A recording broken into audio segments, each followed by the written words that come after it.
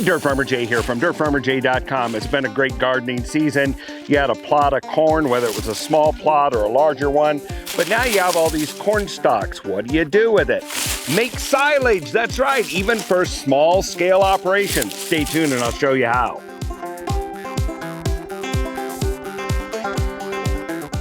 Hey, it's Dirt Farmer Jay from dirtfarmerjay.com. We had a great season this year, really enjoyed our crop of corn. As you can see, Dirt Farmer Maggie there saying hi out of the middle of our little plot of corn.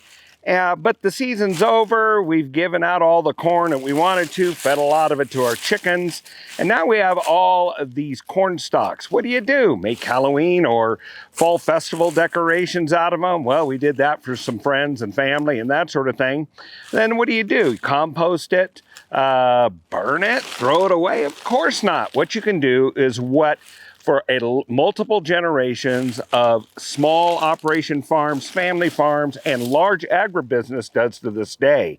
And that is to take corn stalks, stalks from maize, as well as even grass fields, chop it up at the end of the season, and then cover it and smother out the oxygen in it so that it ferments. And what you get is silage, which is a highly palatable livestock feed that can be generally used in drier times of the year. Well, to get started in that, you need some way to chop these up. Now, what we have is this chipper shredder. It's an old dog. It's old steel, all steel, run by an engine that's made by a company that's no longer in business, Tecumseh. But it still runs, it's all steel, but there's newer models out there. There's also electric ones. And if you're doing small scale, you need some way to chop this up real fine.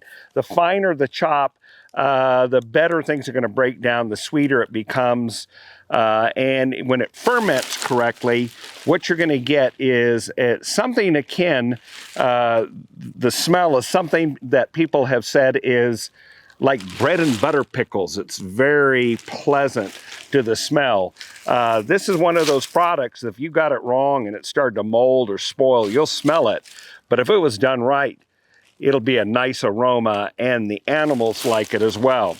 So the first thing we're gonna do here is, you can see here, we had to clear the field. So we're chopped down all of the stalks here, load them in this wagon just using a machete. And Rob that was there stacking the corn as well. But now we've got these stalks here in the wagon here, and it's time to chop them up. So we'll go ahead and get those chopped up, and then we'll show you the next steps of putting them into containers that allow you to suffocate them or squeeze or vacuum out the oxygen in it, the air. And in this case, we're not going to vacuum. What we'll do is press it out with pressure. Now, one last thing before we jump to that. In case you're thinking you're not familiar with silage or you've never seen it, well, look at a picture of this. You've seen those along the side of the roadway if you've taken a cross-country trip and you've gone into rural areas where there's large dairy or cattle finishing operations. And you can see where they grind this up, put it under these large hills, cover it usually with a white membrane, and to weight it down with tire halves or other weights to keep the membrane in place, but also to keep the weight on it, to keep oxygen from being suctioned back in around the edges. Creating an anaerobic environment is key to creating very palatable, high-quality silage. But here's the cool thing. It's scalable. You don't have to have a football field size silage pile to make it work. You can do it in 5-gallon containers or trash barrels where you've gotten the air out of them, usually by using trash liners or that sort of thing. But let's go ahead and we're going to get grinding this up. I'm going to use my chipper shredder, and let's have some fun with that, creating the grind. Here we go.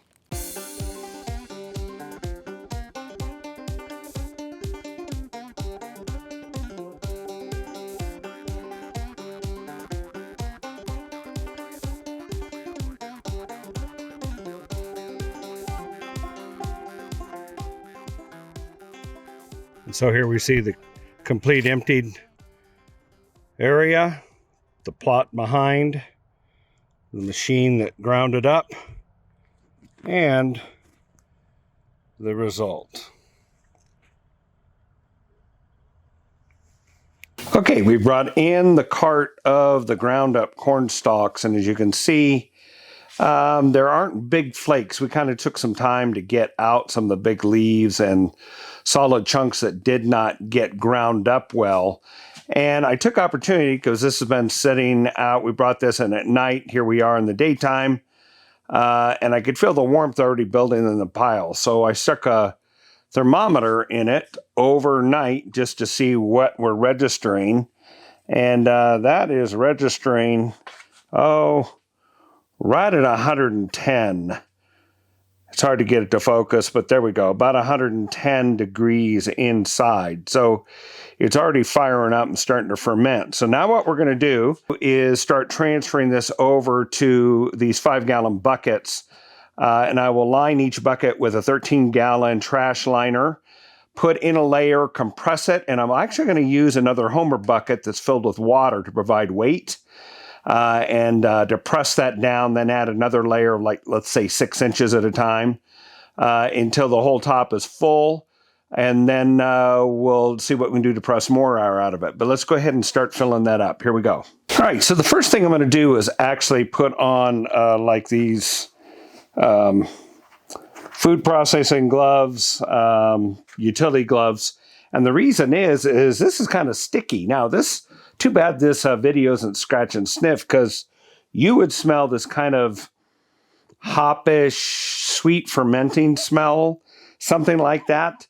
Sometimes it smells kind of like the finish on beer, the aroma off of beer, something like that. But it's already starting to go into its fermentation stage. So with the heat that's being generated, now we're going to take this, because it's a little bit sticky with all the starches and stuff.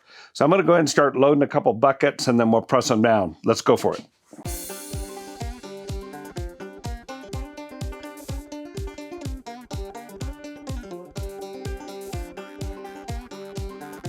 Well, on my side, I can see steam coming off of that quite a bit. So yeah, it's already generating its warmth and starting to ferment. Okay, now what I'm going to do is get a 5-gallon bucket of water, set it down inside there and crush it down even more, and then continue backing until we can seal it off. All right, so here we have a partially filled bucket of the silage, compacted down by hand. Now I'm going to take this 5-gallon bucket of water and just put it inside of there, let it crush it down, and press it down. And what we're doing is expelling the gas that's in that out the edge of the bag here. So I can feel it compressing.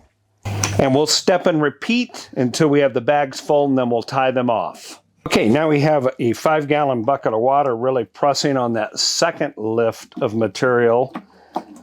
And the trick is not to overfill it. We'll see if I've got it a little too close to the top or not, to be able to pull the bag in around it. So I'm just using that as a weight, and you can see there's vacuum. Now, I'm going to go ahead and pull up the bag a little bit. See it there around the edges? It's sliding past the material without tearing. I'm going to go ahead and close the top like that. But that's not what I'm counting on, because that's too big of an air hole there. So I'm going to grab that and twist it.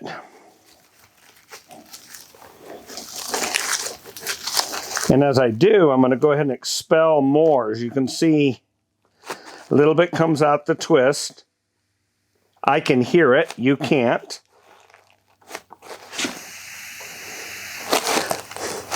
We're getting as much air out of this as we can. All right, as you can see, it's really sucked down. But I'll do that one more time just to get more air out of it. And then let's go ahead and twist it really good. Put a cable tie around it and cinch it down. I actually have done one of these before, like this, right here. So when I go to store these, just to keep the air out of them, I'm not going to put lids except on the top one. I'll just stack these on top of each other like that and continue to press to keep the air out. All right, and we're going to continue to do all that. Then we're done. The top one will get a lid, just a regular one of these snap lids like this. And then anywhere from 3 to 6 weeks, we should be able to open this up. Now, what's really nice about this, it's small batch. It recovers things that you most likely would have thrown out or just gone to the compost pile. It's highly palatable for all sorts of livestock. And in my case, the only place I'm going to be feeding it to is chickens, as a bed throw, kind of like scratch to let them deal with as it sweetens up. And maybe it'll be a midwinter or late winter treat as well for them, because I'll let this continue to ferment for several weeks. The silage itself will tell you whether or not it is in good shape or not. If it has a nice sweet smell, someone described it as bread and butter pickles. What I'm smelling right now is more, like I said, brewer's yeast or something like that. Then you know you've done it right and it's fine. If you get a sour smell or there's mold on it, then it just goes in the compost pile. All right, so we're going to lock those up. I'm going to finish up doing the whole tub and we'll go from there. When this is all cured, we'll post another episode that shows you the results. You'll be able to see the link to that episode in the description down below. Just check it out. And then we'll let you know how the animals like it as well. That's the real test. Well, as you can see, this is a great way to recover what otherwise could be construed as a waste material or just decoration for the fall. But now you've got a way to feed your animals ongoing with something that is great, is highly palatable, and you did it yourself. You know, another thing that hobby farmers struggle with is creating a good, dependable irrigation system for moderate-sized plots like a small field corn. Well, check out this video where we show you how to do one out of PVC pipe, and you can drill holes in different places for different kind of crops. And there's just a few tips and techniques you're really going to enjoy about how to put together a system that'll serve you for a long time. And while you're at it, check out this other video that YouTube thinks is perfect for your viewing taste. We think you're going to enjoy it as well. Hey, until the next time, this is Dirt Farmer Jay, putting away some feed for the little critters.